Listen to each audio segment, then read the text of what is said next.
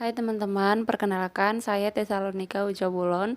Di sini saya akan menjelaskan materi tentang alat reproduksi wanita.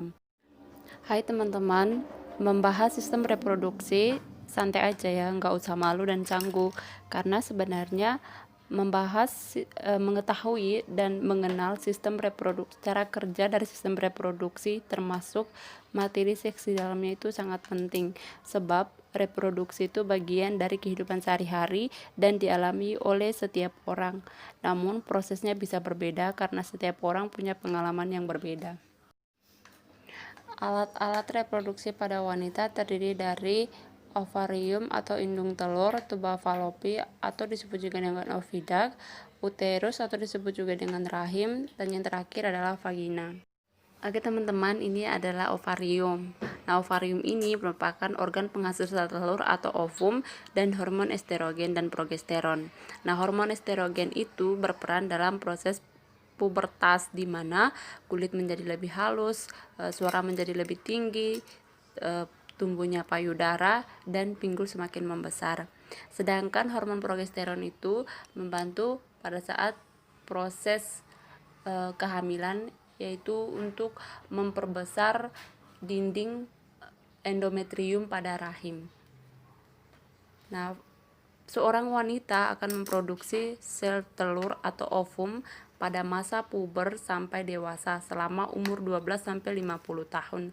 Nah, kalau misalnya sudah lebih dari 50 tahun, wanita akan mengalami menopause, di mana wanita tersebut tidak dapat tidak produktif lagi, yang ditandai dengan tidak mengalami menstruasi lagi. Nah teman-teman, ini adalah tuba falopi atau ovidak. Nah, tuba falopi itu merupakan tempat terjadinya fertilisasi atau pembuahan yaitu peleburan gamet jantan atau sperma dan gamet betina atau ovum di dalam tuba falopi.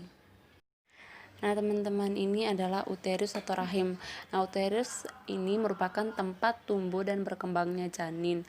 Di dalam uterus itu terdapat serviks atau mulut rahim. Nah, serviks atau mulut rahim ini akan memproduksi cairan berlendir yang disebut dengan mukus. Nah, ketika terjadinya reproduksi atau ovulasi, mukus menjadi banyak, elastis dan licin untuk membantu spermatozoa mencapai uterus. Nah, di dalam uterus ini terdapat lapisan endometrium. Lapisan endometrium ini merupakan tempat menempelnya sel telur yang sudah dibuahi. Nah, serviks ini akan melebar dan menipis pada saat proses persalinan. Jadi yang terakhir ini adalah vagina teman-teman. Vagina ini merupakan lubang tempat keluarnya janin pada saat persalinan, tempat keluarnya darah pada saat menstruasi, dan tempat masuknya sperma. Baik, itulah ringkasan materi tentang reproduksi pada wanita. Kurang dan lebihnya saya mohon maaf. Terima kasih.